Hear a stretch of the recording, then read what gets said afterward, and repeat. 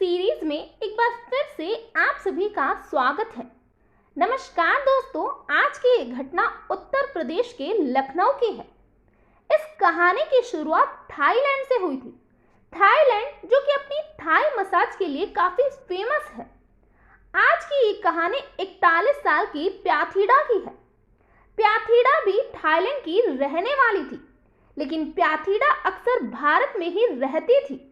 वो लोगों को अपनी मसाज की सर्विस दिया करती थी और भारत आकर स्पा सेंटर में काम करने लगी। इससे पहले प्याथीडा साल 2016 में भारत आई थी, जिसके बाद वो साल 2019 के मार्च महीने में फिर से भारत आई, लेकिन इस बार वो टूरिस्ट वीजा पर इंडिया आई थी। भारत में आकर प्याथीडा लखनऊ के एक होटल में ठहरी। प्याथीडा आई तो टूरिस्ट वीजा पर थी, लेकिन फिर भी वो यहाँ रहकर अपनी मसाज का काम कर रही थी।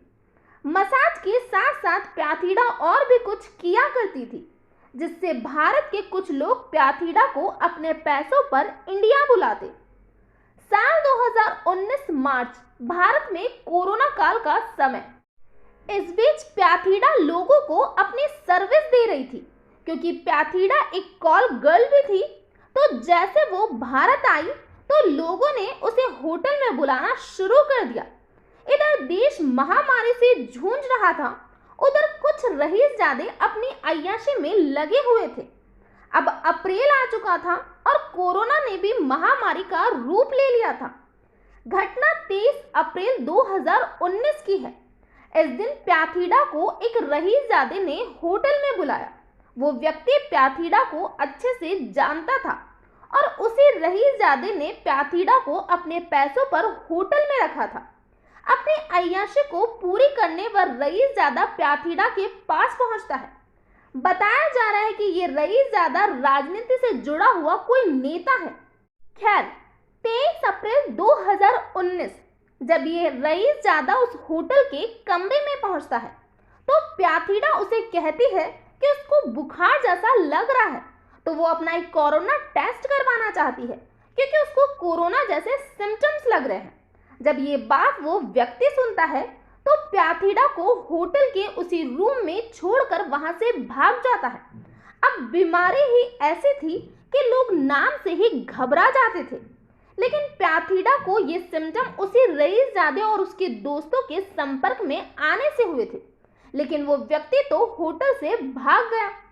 अप्रैल के आखिरी हफ्ता आते आते लखनऊ की हालत भी बिगड़ने लगे। इधर अस्पताल में बेड अवेलेबल नहीं थे और प्याथीडा के पास पैसे भी नहीं थे। प्याथीडा लगातार उस रईसजादे को फोन कर रही थी, लेकिन उधर से कोई जवाब नहीं मिल रहा था। इसके बाद प्याथीडा ने रायपुर में रहने वाले अपने एक दोस्त राकेश शर्मा को फोन किया और उससे मदद मांगी। राकेश प्याथीडा की मदद को तैयार हो गया और लखनऊ में अपने एक परिचित को फोन करता है, जिसका नाम सलमान था। उसे वह प्याथीडा की मदद के लिए भेजता है। सलमान सबसे पहले प्याथीडा को हॉस्पिटल में एडमिट करवाता है, लेकिन महामारी ऐसी कि देरी होने पर इंसान बच नहीं पा रहा था। वहीं प्याथीडा के साथ भी यही हुआ। 2 दिन हॉस्पिटल में एडमिट रहने के बाद प्याथीडा ने अपना दम तोड़ दिया। अब प्याथीडा रहने वाली थाईलैंड की, उस समय बॉडी को वहां भेज नहीं सकते थे और परिवार भी भारत नहीं आ सकता था।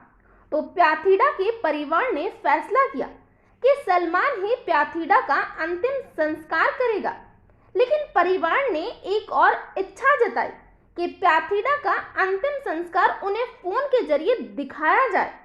धीरे धीरे इसका वीडियो वायरल हुआ। फिर पुलिस भी इस केस में इन्वॉल्व हुई।